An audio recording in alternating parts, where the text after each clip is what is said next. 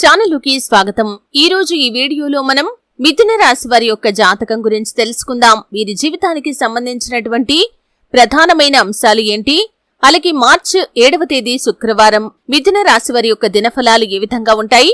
ఈ రోజు దినఫలాల ప్రకారం ఒక అమ్మాయి మిమ్మల్ని వెతుక్కుంటూ వస్తుంది। ఆ అమ్మాయి ఎవరు, అలాగే ఎందుకు మిమ్మల్ని వెతుక్కుంటూ వస్తుంది, ఈ రోజు దినఫలాల్లో మిగిలిన అంశాలు మీకు ఏ విధంగా కనిపిస్తున్నాయి, ఈ పూర్తి వివరాలు అన్ని కూడా ఈ రోజు ఈ వీడియోలో వివరంగా తెలుసుకుందాం। వీడియోలో శ్రీ వారాహిదేవి జ్యోతిష్యాలయం పండిత్ పవన్ నంబూదిరి కేరళ తాంత్రిక్ గురువు గారు #1 వశీకరణ స్పెషలిస్ట్। విద్య, ఉద్యోగం, వ్యాపారం, పెళ్లి, ఆరోగ్యం, నాగదోషం, సంతానం, రాజకీయం, వామాచార దోషం, భార్యాభర్తల మధ్య గొడవలు, అత్తకోడల మధ్య గొడవలు, ప్రేమించి మోసపోవటం, స్త్రీ పురుషుల వశీకరణం, ధనం నిలబడలేకపోవటం, ఇటువంటి మీ ఏ సమస్యలకైనా 24 గంటల్లో పరిష్కారం లభించును।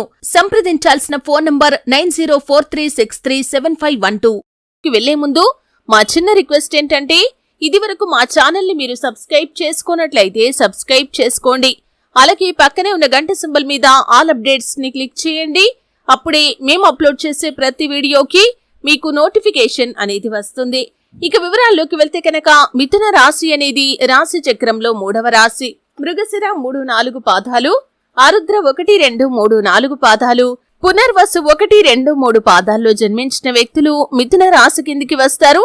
ఈ రాశి అధిపతి బుధుడు। ముందుగా వీరి యొక్క వ్యక్తిత్వాన్ని చూస్తే మిథున రాశి వారు హాస్యప్రియులు, ఎప్పుడూ తాము నవ్వుతూ ఇతరులను నవ్విస్తూ ఉంటారు।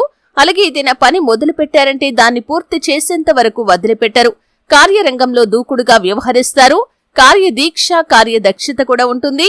మంచి చెడు ఆలోచించిన తర్వాతే ఏ పనైనా సరే వీరు చేస్తారు। అలాగే వీరు వ్యవహార విషయాలను కూడా తమదైన శైలిలో తెలియజేస్తారు। సహనం, ఓపిక ఎక్కువగానే ఉంటుంది। అలాగే ఏదైనా నిర్ణయం తీసుకునే ముందు 1కి 4 సార్లు ఆలోచిస్తారు।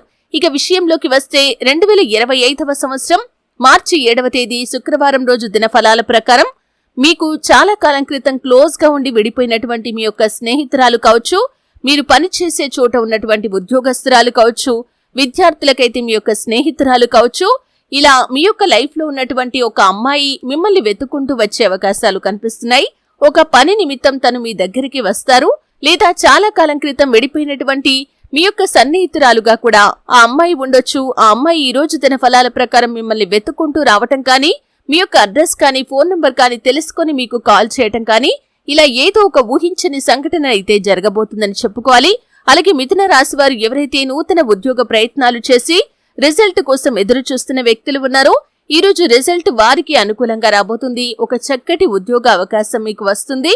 అయితే కొన్ని విషయాల్లో మాత్రం మీరు కాంప్రమైజ్ కావాలి। ఏ నిర్ణయం తీసుకునే ముందైనా 1కి 4 సార్లు ఆలోచించండి।